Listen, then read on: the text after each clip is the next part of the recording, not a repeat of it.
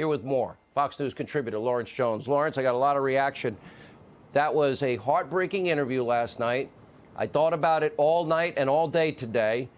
Please, if you talk to that family again, please send our prayers and our love and our support. I don't know how you recover from that. Yeah, brother, it was a tough interview. Good evening, Sean. Thank you so much for having me. Yesterday, when we brought you that heartbreaking interview, the shootings had increased to 130%.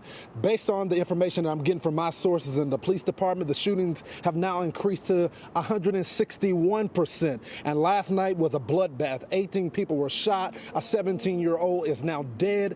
I went to East Harlem to talk to the residents to get their voice, and here's what they had to say. Watch. Mother, do you feel safe No. with your child? No. That's why I walk around with a blade on me. That's why I got my gun license. No. The police, they took the rights from them. So now everybody, it's like you know, it's like you would say Afghanistan out here now. It's a war. Do you think it was the bad move to take those cops? Yeah, it was a bad move. I feel bad because, you know, they're killing innocent people, kids. Do you feel safe in the community? Not at all. They cut $1 billion from the police, and it looks like crime is going up right now. Do you feel like that's the solution?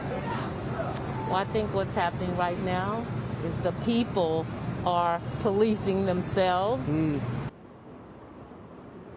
Sean, and it's not just the residents of New York that are saying this. The PPA president, Pat Lynch, says that the blame lies with Bill de Blasio, the mayor of New York. He lives in this house right behind me. He says it was the response to cutting $1 billion as well as getting rid of the anti-crime unit. Take a look at what he had to say. Pat, 18 people were shot last night. Why? Because the city has given our streets back. When I say the city, our city council, our mayor's office, and the state legislature have handcuffed police officers and given the streets back to the criminal. Remember, just a few short years ago, the city was out of control. Police officers literally took our street corners back block by block because our leadership asked us to, and we presented these neighborhoods back to the good, hardworking people that were in them. Well, this administration decided that's not good. They demonize police officers. They've changed the rules where it's impossible to do our job, and the criminals take advantage of that. When a criminal hears from City Hall, there's going to be a soft touch on crime. They know exactly what that means. It means there's a smorgasbord on the street, and we're going to take advantage of it, and they have. Where we have children being shot on the streets, how terrible can that be? A 1-year-old was killed. A 1-year-old on top of a 14-year-old, a 15-year-old, our aspiring basketball player in the Bronx who is going to announce to his mother what college he chose to go to, but before he can do that was gunned down.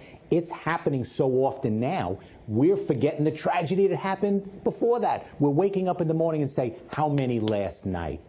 That's crazy. Is the mayor responsible? Tell me about him cutting $1 billion from the police department and the impact that's going to have on the police department. Well, it's not just one thing, but saying we're going to take $1 billion from your budget because there was a slogan on a sign at a march, and then the mayor says, we're going to do that.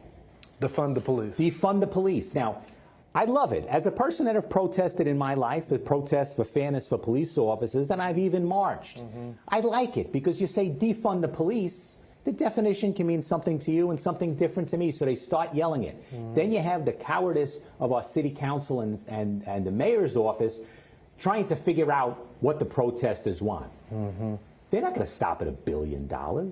They don't want police officers on our streets.